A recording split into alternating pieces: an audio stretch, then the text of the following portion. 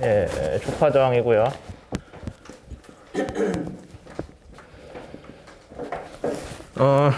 우리가 원래 수업 진도상으로는 오늘까지 조파저항 얘기를 끝내는 건데 될지 안 될지 모르겠어요. 조파저항 양이 좀 많은데 뭐 어쨌든 한번 쭉 가보죠. 우리가 저번 시간에 경계 조건을 두 가지를 배웠어요. 동력학적이랑 운동학적이랑.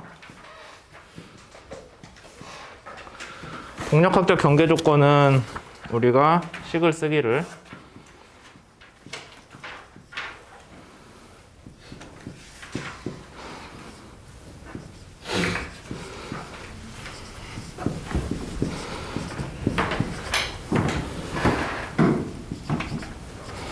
이 식이 뭐였어요? 비정상 유동에 대한 베르누이 식이에요. 그쵸? 비정상 유동에 대한 베르누이 식인데 일반적인 베르누이 식이랑 뭐가 좀 달라졌냐면은 비정상 유동에 대해서는 시간에 따른 뭔가 변화항이 있어야 되잖아요. 근데 걔가 속도 포텐셜의 시간 미분이다. 그 다음에 속도 대신에 속도 포텐셜의 그레디언트를 구하면 걔가 속도잖아요. 원래 포텐셜 유동에서 그렇게 해줬죠. 그래서 수면파 영향을 안 받는 저기 멀리쯤 가면은 걔는 대기압만 가해지고 있고 뭐 속도도 없고 위아래 움직임도 없을 거잖아요. 시간에 따른 변화율도 없고. 그런 애랑 수면으로 이어져 있으니까 스트림 라인이 수면으로 간다고 보면 되죠. 그러니까 지금 우리가 하고 있는 얘기가 수면에 있는 입자는 수면 아래로 뭐 가거나 하지 않아요. 그냥 수면에 계속 있어요. 계속 이렇게 하나의 스트림 라인으로 이어졌다고 보면 돼요. 스트림 라인이라고 하기도 뭐하게. 하여튼 그래서 이런 식으로 이어져 있을 때 끝에는 얘다. 그 다음에 요거 요리 나오고. 얘를 선형화라는 걸 해줬죠. 뭔가 좀 작을 것 같은 항들은 다 없앤 거예요. 우리가 그냥 생각을 해가지고 얘는 의미가 없겠는데? 하고 지워준 게 뭐가 있었어요? 얘는 속도 포텐셜의 미분항인데 속도 포텐셜 자체가 뭐 크기도 작고 별로 변하지도 않는다라고 우리가 그냥 가정을 한 거예요. 그렇게 했을 때 얘가 0에 가까워지니까 없어지고 그 다음에 양변에 이거 둘이 지워질 수 있죠. 그렇게 하면은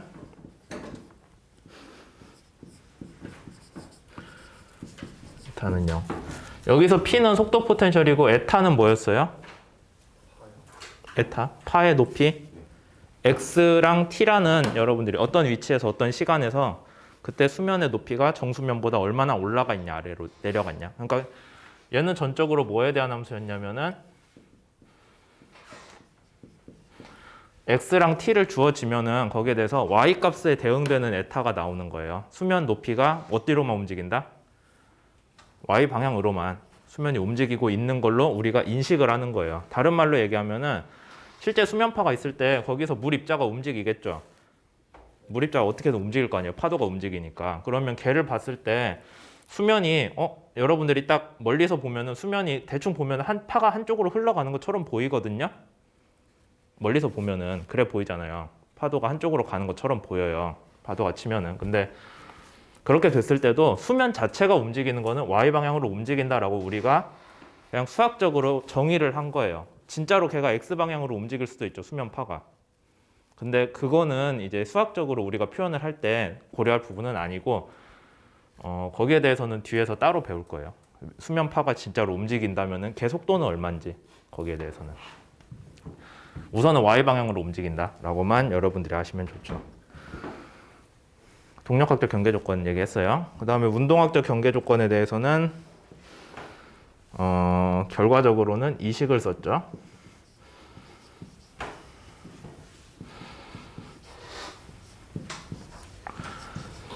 이렇게 돼 있었는데 우선 G가 뭐였냐면은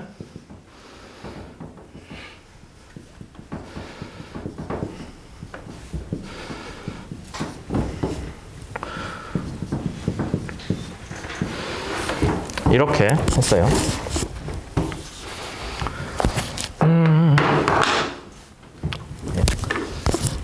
그럼 여러분들이 여기 앞에서 y는 에타랑 같다고 해놓고 둘이 빼는 건 무슨 짓이야? 라고 생각할 수 있잖아요. 근데 얘는 어디에 성립되는 거예요? 수면에서만. 에타가 y랑 같은 거는 수면에서 우리가 에타 값이 정해진 거잖아요. 그러니까 g라고 했을 때 얘가 0인 데는 어디예요? 수면. 0이 아닌 데는 수면 말고 다른 어디든지 0은 아니겠죠. g라는 스칼라 함수를 우리가 새로 도입을 해줬는데 스칼라 함수가 0인 데는 수면이고 0이 아닌 데는 수면이 아니에요. 그러면 우리가 저 g라는 스칼라 함수가 뭔지는 모르겠지만은 뭐 어떤 식으로든 동일한 g값을 갖는 함수를 쭉 그려놓으면은 뭐 이런 식으로 나올 거예요. 아닌가? 거꾸로 나오나?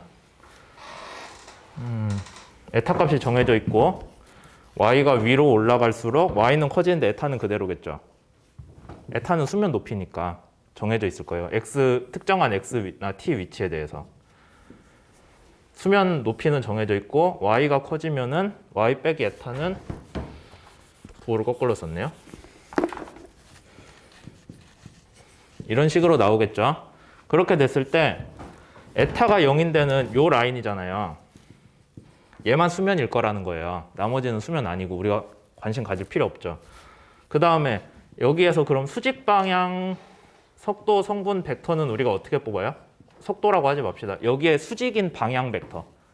속도라고 하면 헷갈리니까. 수직인 방향. 각 면의 수직인 방향. 우리가 어떻게 구해요? 그레디언트 g를 구하는데 그 g가 g를 구하는데 g가 0인 부분의 값을 넣으면은 얘가 수면이잖아요. 그러니까 수면에서 그레디언트를 구하면 되겠죠. 다시 얘기하지만 그레디언트 g는 뭐를 뜻해요? 방향이에요. 왜냐하면 g 자체가 그냥 수면의 위치를 나타내는 거잖아요. 거기에 수직인 방향 벡터를 뽑는 게 그레디언트지 속도 포텐셜이랑 헷갈려서 여기서 수직 방향 속도 성분인가요? 라고 얘기하면 안 돼요. 얘는 그냥 방향이에요. 수면의 수직 방향 인 속도 수직 방향 인 성분인데 누구의 이 방향 성분을 뽑고 싶냐라면은 u는 유체 입자, 얘는 수면. 그러면 우리가 소문자 u는 뭘로 구했어요? 소문자 u는 속도 포텐셜 가지고 구하죠. 그러니까 라운드 x 오버 라운드 u라고 하면 안 되지. p 콤마 라운드 y 오버 라운드 p. 이 차원에서 속도 포텐셜입니다. 그 다음에 수면은 제가 어디로만 변한다고 했어요? y 방향만 변한다고 했잖아요. 그러니까 수면의 속도 성분은 0, 이렇게 되겠죠. 수면이 위아래로만 변한다고 했어요. 왜냐하면 우리가 x랑 t는 얼마라고 주어줄 거잖아요. 그렇죠? x랑 t가 얼마라고 주어질 거니까 거기에 대해서 결과로 나오는 y 방향 값만 변한다고요. 수면은. 이렇게 돼 있고 그레디언트 g 요 함수잖아요. 이거에 대해 그레디언트를 구하시면은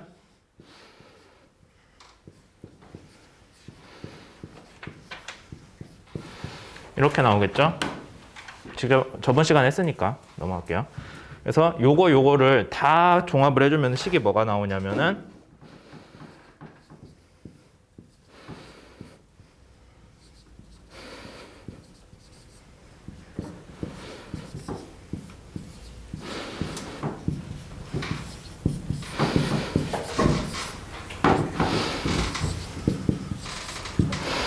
y는 에타일 때에 대해서 y는 에타인 데가 어디예요? 수면이잖아요. 수면에 대해서 얘를 만족을 하는데 또 선형화를 해줬죠. 미분항들끼리는 값이 작은 걸로 치기 때문에 작은 애들 둘이 곱해줘봐야 아무 의미가 없어요. 그래서 선형화를 해주면은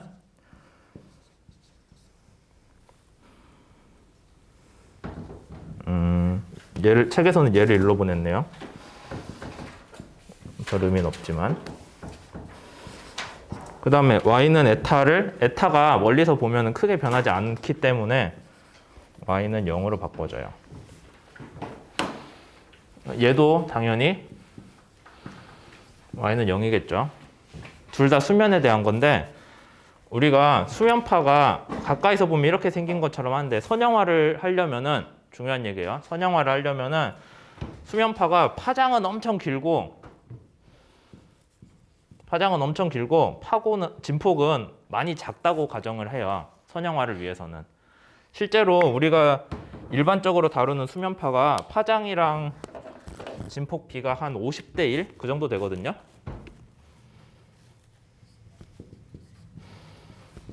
뭐 50대 1, 100대 1 뭐 그 정도 가요, 대충. 그러면은 100대 1 정도로거든요. 그럼 멀리서 봤을 때 우리가 에타가 뭐 0이랑 다르게 보이겠어요? 별 차이 없겠죠. 파장은 100인데 파고는 1밖에 안 된다니까요. 그러면 보면은 에타가 별 의미를 가지고 반하지는 않은 것처럼 보일 거예요. 이런 식으로 이제 치니까 선형화를 하는 거고, 여러분들이 봤을 때 이제 좀 막 파도가 이런 정상적인 형상을 유지하지 못하고 깨지면서 내려오고 하는 거는 파장에 비해서 진폭이 어느 정도 커진 파들에 대해서 그런 게 발생을 해요. 근데 걔는 애초에 이걸로 해석을 안 할 거잖아요. 우리 관심이 아니고, 우린 지금 이 정도라서 멀리서 봤을 때 이거 차이 별로 없다. 그 다음에 우리가 수면파의 운동은 파장을 단위로 뭔가 바뀐다라고 생각을 할 거예요. 한 파장 안에서 바뀌겠죠. 근데 파장이 A에 비해서 엄청 크잖아요. 그러니까 속도 포텐셜이나 뭐 아니면은 에타의 거리당 변화율이 얼마나 되겠어요? 엄청 작겠죠. 파장이 100이라니까. 그러니까 얘도 별로 안 변하니까 이것도 크기가 작다라고 우리가 치는 거예요. 앞에서도 비슷하게 벨로시티 포텐셜의 거리에 대한 변화량이 엄청 작다고 볼 수 있는 거죠. 왜냐하면 애초에 거리 레인지가 진폭의 100배나 되니까 멀리서 보면은 거의 뭐 고만고만한 애들끼리 이렇게 수면파를 만들고 있는 것처럼 보는 거예요.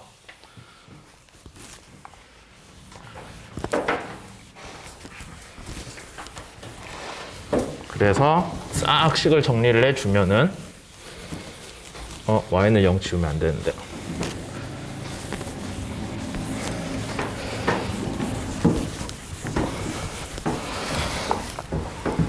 운동학적 경계 조건을 정리를 해서 식을 하나 쓸게요.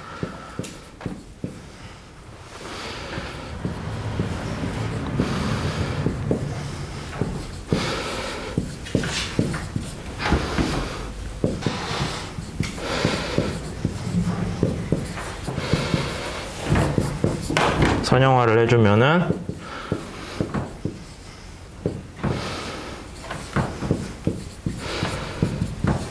이렇게 됐죠. 그래서 이 두 식을 뭐에 대해서? 에타에 대해서 합쳐줄 수 있잖아요. 에타는 뭐라고 식을 바꿔주고 거기에 여기 집어넣으면 되겠죠. 그럼 두 개를 하나의 식으로 만들어줄 수 있잖아요.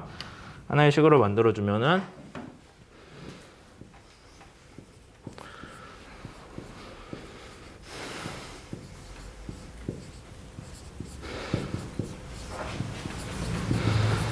합쳐주면 얘가 되고, 그 다음에 우리가 추가로 경계 조건이 속도 포텐셜이 0으로 갑니다. 언제? y가 마이너스 무한대로 갈 때.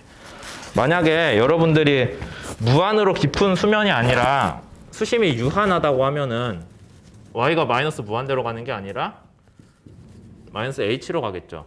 수심이 h만큼 되어 있다고 하면은 저기 물 밑바닥에서는 어쨌든 속도가 0이 되어야 되잖아요.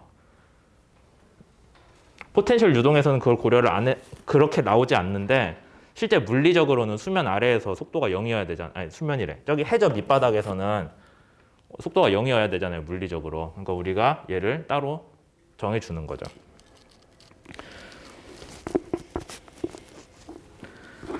그렇게 됐을 때 이제 여러분들이 요 식을 만족하는 P를 구하면은 걔가 수면에서의 속도 포텐셜이 되겠죠. 포텐셜 함수냐. 우리가 궁금한 게 얘랑 에타잖아요. 제일 처음 문제는 뭐였어요? 에타를 코사인 함수로 표현할 수 있냐였어요. 근데 그거 이제 지금 에타에 대해서 정리를 해놨으니까 우선 P를 구하고 그 다음에 에타를 구했을 때 에타가 코사인 함수로 나타나면은 그러면은 우리가 수면파를 선형화를 했을 때는 코사인 함수로 나타낼 수 있다라고 할 수 있겠죠. 이제 그 얘기가 뒤에 나오거든요. 근데 뭐 어쨌거나 풀면은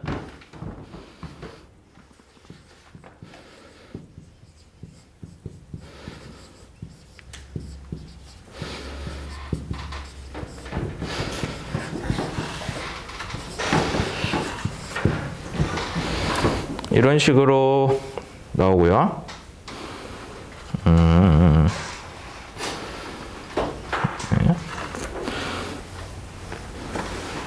그 다음에 이제 우리가 추가로 해줘야 되는 게 y가 0이 아닐 때는 어떻게 되냐라는 거잖아요. y가 0일 때는 수면이니까 수면에 대해서는 얘가 나온대요. 그러면 얘가 p가 저렇게 나왔다고 되어 있고, 그 다음에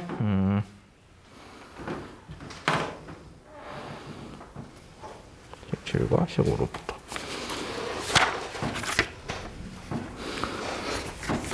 얘를 이제 뭐에 집어넣을 거냐면은 속도 포텐셜의 라플라스는 항상 0이어야 되잖아요.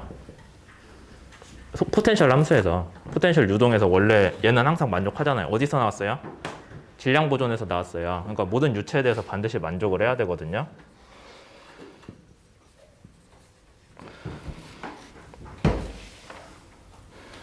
그래서 이제 얘를 여기에 집어 넣었을 때 두 번 미분하면 0이 안 나올 것 같은데, 얘는 x에 대해 미분을 하죠. 하여튼 그런 식으로 했을 때 우리가 식이 뭐가 나오냐면은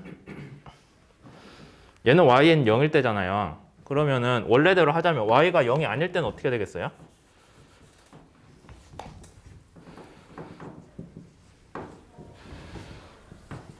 뭔가 곱해주죠. 미분 방정식 할 때 아마 배웠을 거예요. y가 0일 때는 아까 원래 식대로 얘 풀면 나오는데, 근데 거기에 추가로 더해서 그럼 y가 변할 때 어떻게 할래? 라고 하면은 우리가 미분 방정식 풀 때 뒤에다가 뭔가 모르겠지만 y에 대한 함수가 하나 더 곱해줘야 되잖아요. 대개 얘가 뭘로 곱해져요? 여러분들 기억 날지 안 날지 모르겠지만 뭐 이런 꼴로 곱해지거든요. 기억 날 수도 있고 안 날 수도 있고. 진동 같은 데서도 배우지 않나요? 근데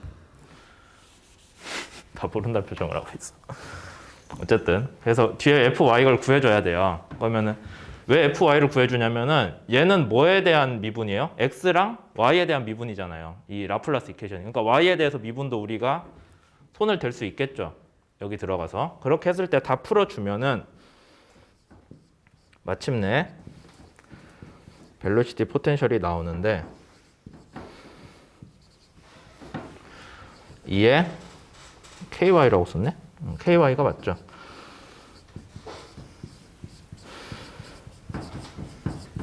왜 ky가 나오냐면은 여기 우리 경계 조건 하나 넣어줬잖아요. y가 마이너스 무한대일 때 속도 포텐셜의 그레디언트가 0이어야 되잖아요. 다른 말로 하면 속도 포텐셜이 안 변해야 되잖아요. 그레디언트가 0이라는 거는. 속도 포텐셜이 안 변해야 되니까 여기에 마이너스 무한대 넣어보세요. 그럼 얘가 뭐가 돼요? 0이잖아요. 그러니까 속도 포텐셜이 0이 되니까 그레디언트도 자동으로 0이 되겠죠. 그 항이 추가로 들어가는 거예요. 얘를 풀어봤더니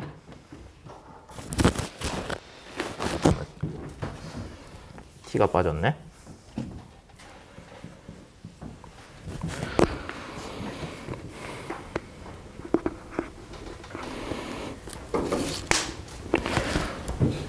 그 다음에 이제 얘를 책에서 얘기하는 게, 얘를 식 14가 아까 우리가 얘기했던 요 식에다가 다시 집어 넣으면은, 지금 얘는 원래 뭐에 대한 거, y에 대한 식이었잖아요. y가 0일 때 거기에 대한 식이었으니까 얘를 여기에다가 다시 집어 넣어서 풀면은 우리가 식이 뭘로 정리가 되냐면은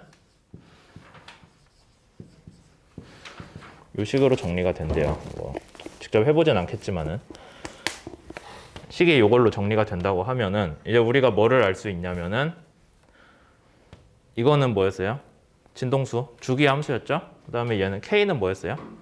파수, 파장에 대한 함수잖아요. 그러니까 진동수랑 파수랑 중력 가속도를 매개로 해서 서로 함수 관계를 이룬다. 그러면 우리가 K가 음수일 수 있어요? 물리적으로? 파장이 애초에 양수인데, 그렇죠? 얘 양수일 수밖에 없고 얘도 양수겠죠, 당연히.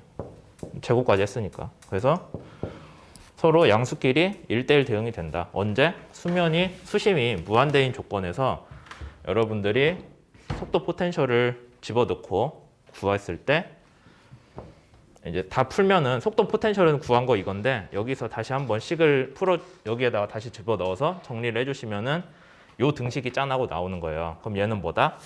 주기랑 파장이 서로 뭔진 모르겠지만은 1대1 대응을 이루고 있다. 그럼 여러분들이 주기를 알면은 파장을 구할 수가 있어요. 수면파에 대해서. 어떻게? 이 식에다 직접 넣으면 되잖아요. 그래서 되게 이제 자주 나오는 식인데 이걸 좀 정리를 해보시면요. 람다는 이제 주기랑 파수니까 원징동수랑 파수니까 잘 와닿지 않잖아요. 람다랑 t에 대해서 식 정리할 수 있겠죠. 그러면은 는이라고 쓰면 안 되죠. 원래 위에 1.56이라고 쓰는데 지분의 2파이가 나오거든요. 얘 계산하면 1.56이에요. 그래서 자주 쓰는 식이 람다는 1.56 t제곱이라고 하는 게 여러분들이 주기랑 파장의 관계를 이해하기에 좀 더 도움이 되겠죠. 이렇게 됩니다. 잘랐다 할게요.